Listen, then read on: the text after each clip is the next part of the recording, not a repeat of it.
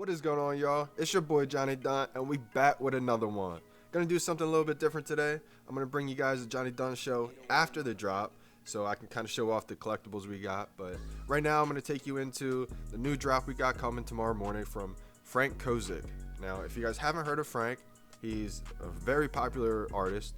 It says, I'm going to read you what it says from VeVe article here. It says, VeVe welcomes world-renowned artist Frank Kozik, best known for his unique pop art, vinyl toys, and rock band posters. Fans of Kozik's Labbits will have the opportunity to own special Labbit 3D digital collectibles with an additional pieces from the series, including 2D artworks available soon. Now, that's something that's, kind of going on under the radar a little bit because they like to throw little gems in there, and I'm excited for that. I mean, I can't imagine what's coming with the Labbits, but it says Frank Kozik's Labbits Series 1. Frank Kozik's first drop includes a totally new take on his famous Labbit character, which originally appeared in his game-changing 90s poster art. What is a Labbit, you ask? Depends on who you ask, but as the rumor goes, it was a misprint of Smoking Rabbit. That just kind of stuck. Works for us. So, as you see here, we got, the first one. It's the ultra rare, and what you notice right away with these is the edition count. It's the 888, just like the Dragon Girl. So you see how much they're going for right now. I think these are going to be similar. I mean, it is a very, very popular artist. So once his fan base gets on the app, these are probably going to take off because everybody wants to have the first edition, the first appearance, and these are the first ones by him. So I'm sure we're going to get more Frank Kozik art. So, his fan base is going to eventually swarm the VeVe app.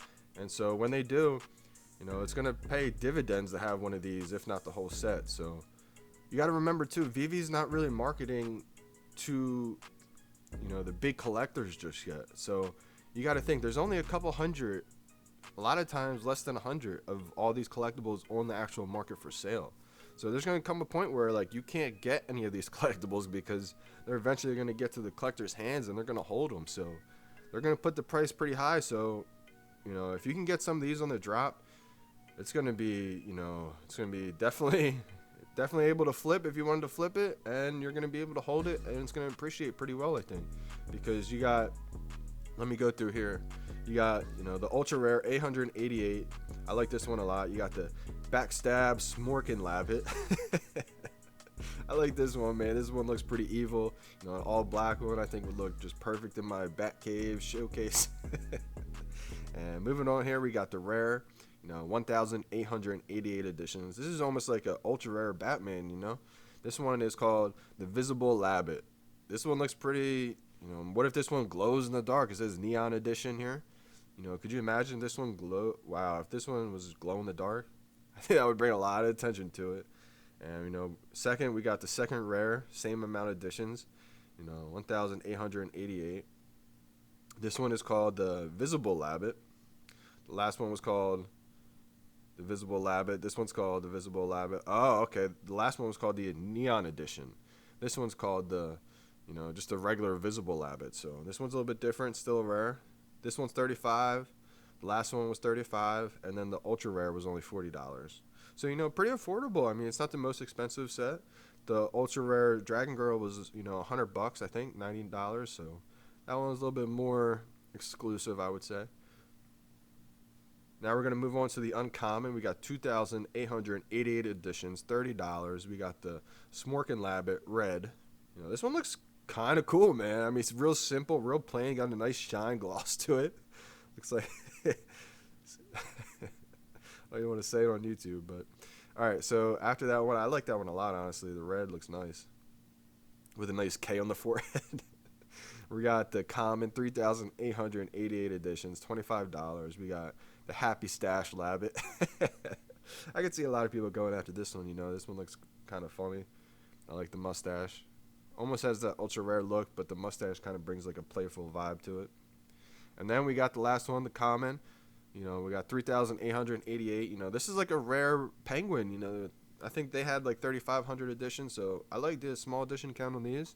This list price is $25, and this is called Choice Cuts. So interesting take on this collection, but here it is. I didn't think I was going to go after this collection, but I think I might after looking at this, looking at the small edition count, and I'm gonna try to score something, probably an ultra rare, and if I can get it, that'd be pretty solid. I might have to try to complete the 22nd set. So that's the Frank Kozik first series coming to the VeVe. Also, the other thing I want to mention, just give some tips real quick in case, this is a hard drop to get. There's only 888 of them. So if you luck out and get one, that's amazing. But a lot of people, most people aren't going to be able to get one on the drop. So, they're going to be asking, what do I do? Do I grab one, right away in the marketplace? And my best advice, this is what I've learned from my experience. And so here's what I'll say about that is if you don't get a drop right away, you're going for the ultra rare, or you don't get it. It takes a little bit usually for the marketplace to open. If you're one of those accounts that can get in right away, a lot of times people will just dump them for cheap. But I'm talking right away. You gotta get in right away. Like I found the ultra rare Dragon Girl, right away in the marketplace. It was like 700, and I just copped one right away. And you saw where it's at right now. It's all the way up to like 1.6, 1.7. So if you can get in there right away, I would say grab one, but you're going to see the price start to increase as more people have access to the market. So say the Frank drops, ultra rare, you don't get it, and it's in the marketplace, and it's only, say, 100, 150 bucks. You may want to grab it real quick because that's going to shoot up to, say, 200, 300, 400. And by the time most people have access to the market, it could be like 500 bucks. And so you're going to start to see over the next few days as the hype goes down, as the new drops happen, that's going to start to die down. The FOMO is going to get away, and that price is going to start to go down as people start undercutting themselves. So you can usually wait a few days, and then the night before the next drop, that's usually the best time to snag one for cheap. And then you'll see over time, as the next couple of months happen, those prices start to increase a little bit. So that's just my tips from what I've learned. You don't have to exactly do what I'm saying. It doesn't work like that every single time, but more times than not, that's what the trend has been usually. So I kind of just want to finish up by saying, everything I say isn't always true. I'm just trying to give out, tips and things that I've learned through my experience. I joined, early March, I think March 1st or March 3rd, somewhere in between that time. And I've learned a lot since. I was buying Starfire when it was $83. I remember when Rizzo was in the marketplace for $500, climbed all the way up to $1,000. I thought it was a lot.